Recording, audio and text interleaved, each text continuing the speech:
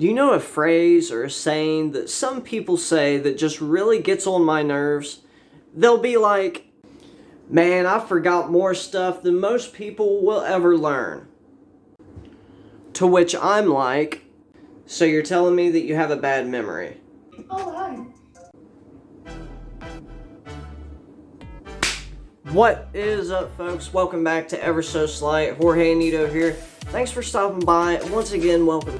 Welcome back to episode 5 of Random Cool, a series where I take some oddball moves, put them together, and present them to you. Hopefully they're a little lesser known. Maybe you've seen them, maybe you haven't, but hey, here we are today, and I got 5 really unique ones for you. I'm not going to waste much more of your time. Let's get into it. Ed Marlo teaches this in his revolutionary card technique, bottoms, centers, and seconds. So it's pretty simple. I would never use this for just second dealing, except rather, I would only ever use it as a card switch or a force. Let me show you what I'm talking about. Say I'm going to force the 7 of diamonds. I would do like Alex Pandrea, one thing I like that he said, I would do like he does and say, tell a spectator, could you just hold one finger up for just a second, and could you reach out with that one finger and just touch literally any card? And let's just say they touch that one.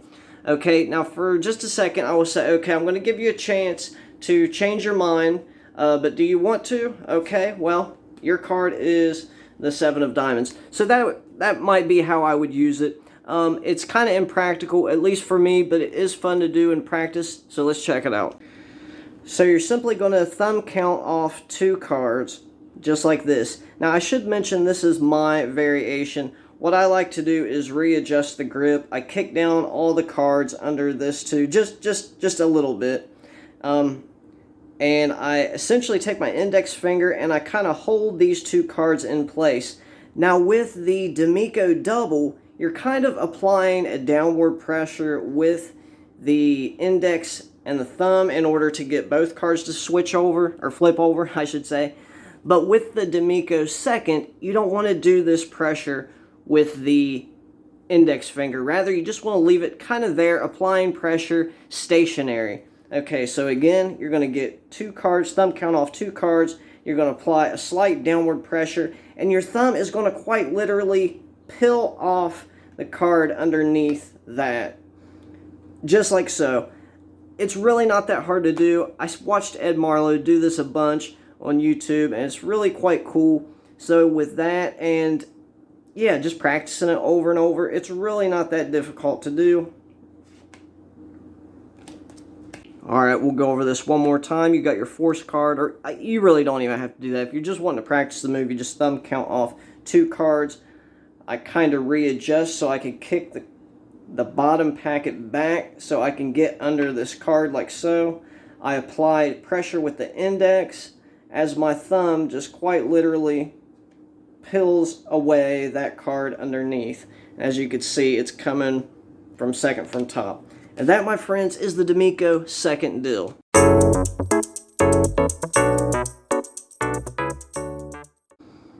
Almost a year ago, I released a video where I had 3 half-baked ideas for color changes, and I asked you guys if you could help me out. One of those ideas was a hand-to-hand spread color change, and at the time I thought I needed a get ready, a card flipped over in the spread, and then I would somehow push this card over and do that. I realized you don't need to do any of that. This requires no setup at all. It's completely impromptu, and it looks, well, a little something like this.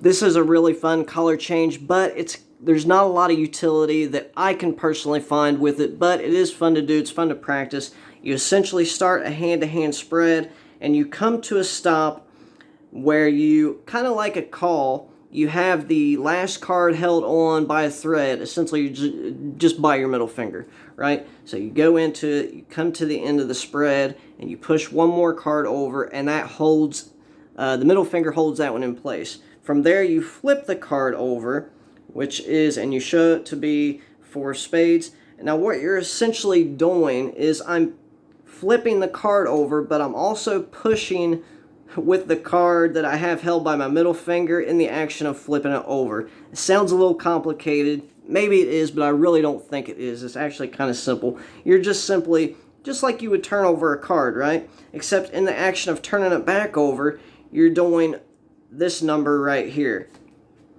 So it takes a bit of practice. It is fun to do once you get a hang of it. It is really cool. Why do I keep landing on the same card? But anyway, guys, that is the spread color change. And again, you'll just go right into the spread. You'll make a stop. But in the spread, you're going to push over one more card, right, that's held in place by your middle finger. You're going to turn over a card in your left-hand packet. In the action of turning it over, I'm almost moving this whole right-handed packet to the side like this, like in a sweeping motion. And I'm letting go as this card turns over along with the other card that was held by my middle finger. I know that sounds really, really weird how I'm explaining it, but I really don't know any other way to say it. But guys, that is spread color change. I have no name for it, just something I figured that I would share here. That's number 4.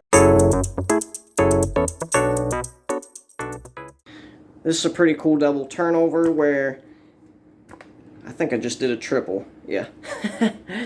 So yeah, if any of you are familiar with the actual name of this double lift, let me know, and I will be happy to make the correction in the description. But I just call it the thrust double because that's really what you're doing. You're just kind of thrusting the card forward like so. And it's not hard. The cards don't split. I mean, they do when you're first starting out. So simply, you just want to get a pinky break under the top 2 cards, like so. And really, you don't have to do that. You can actually just go right in with the thumb. Everybody says don't do this, but in this occasion, there's a justification because you're picking the card up and essentially going right into the double turnover, right? Okay, so, but you can have the pinky break, and you just grab at the break, and I have my index placed on the back of the card. How I would originally do this was go into the flip with just that, and I would realize that, yes, it would split. So, what I've learned to do is place my pinky on the back of this card as well. So it looks kind of like this, and then I just release, I just apply pressure and release with the thumb. Now, as this card flips like that, I immediately use my middle finger and thumb on the opposite hand to grab the edges of the card, kind of like that. So if it were to split, well, it's very quickly coalesced right here with the other hand. So just like that. It's one of those things where you can just kind of go right into it and be done with it, right? And it's pretty cool. I like it. It's fun to just play around with. So tell me what you think in the comments below. Number 3, thrust double.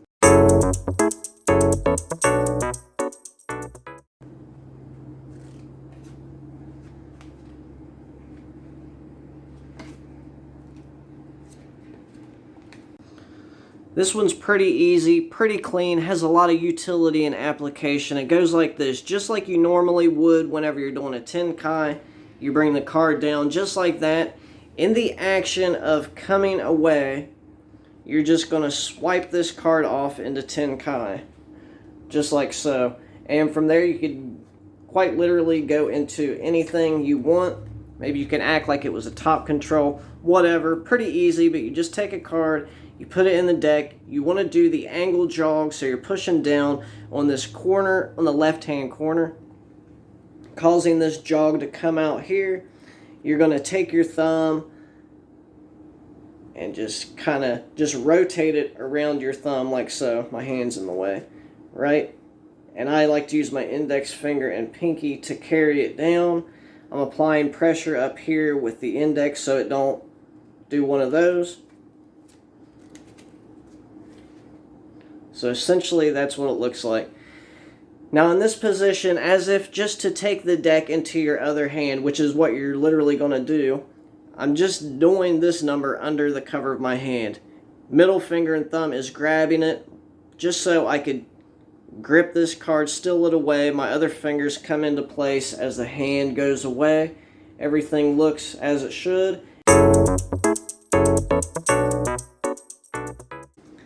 And yes, coming in at number 1 is my transgression against Lennart Green's Windmill move.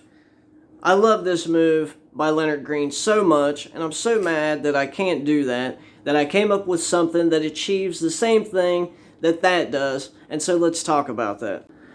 My hands are nowhere near as large as Lennart Green's, but essentially he would take a selection and he will do this move where he calls it the windmill move, but he loads it second from top. So in the action of displaying it, he does this thing. It's loaded second from top. He'll push the double forward. He'll display it again, turn it back over, and then do the control.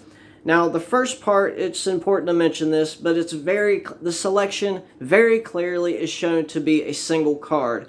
That is I guess the meat and potatoes of this, the strength of the windmill move. He will then grab it with the deckhand. He'll do the move. Then it loads second from top, and as if, make no mistake, this is your card one more time. Obviously, I didn't load it for second from top, but you see what I mean? So this is how I would approach this set of... So what I would do is take a selection, right? I would show it to them. Maybe they hand the card back to you. You show it to them one more time, make no mistake. Actually, we'll look at it one more time before we, from there, lose it into the center of the pack. And wouldn't you know, oh, it's actually not on top. Hold on just a second. Here we go. Okay, so yeah, using a thrust double there. That's actually not important.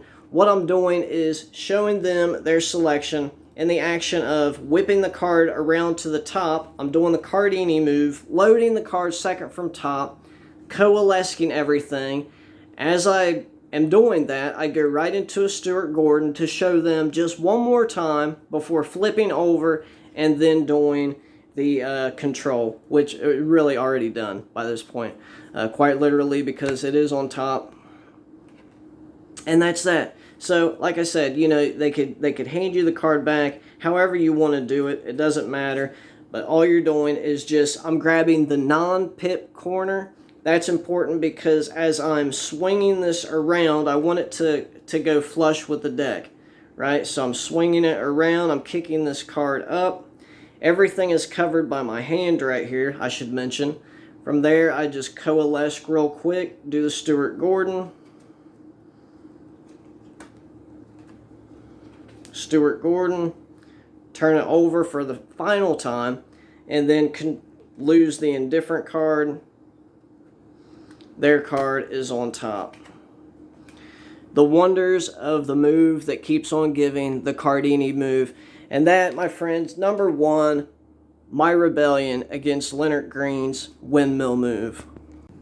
Hey, I just want to thank you guys for tuning in to the 5th installment of Random Cool. Let me know what you think in the comments below. Do me a solid, leave a like, definitely comment, subscribe if you're not already. Thank you for everybody who participated in the recent 1K subscriber giveaway. Shout out to Lincoln Davis once again. He did come around and claim his prize. Left a post there on the community tab. Anyway, I appreciate you guys. Love you guys. Jorge Anito here, Ever So Slight, signing out. Be blessed.